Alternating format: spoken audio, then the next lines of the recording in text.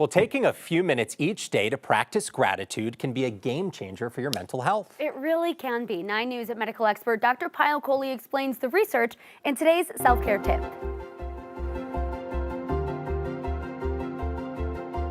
When we're so busy in our day-to-day life, we often forget to pause and practice gratitude.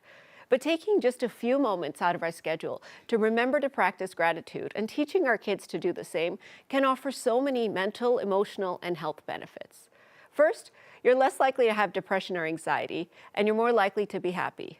Second, positive thinking helps to promote resilience, improves our relationships, and even boosts our self-esteem. And finally, we sleep better when we practice gratitude. We even have less aches and pains. Now, there's many easy ways to practice gratitude, and here are a few that I like to tell my patients.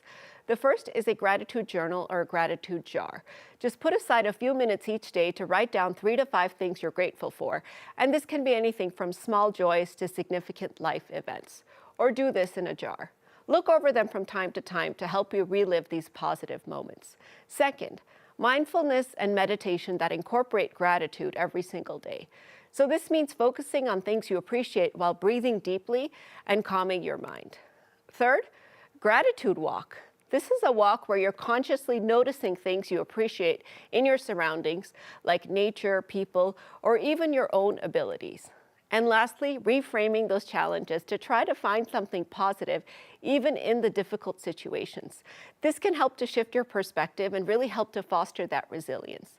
Spending just 3 to 5 minutes on gratitude every single day means you're on your way to a happier, healthier, and more satisfying life. And I love those tips so much. It's so easy to get caught up in all of the little negative things every day.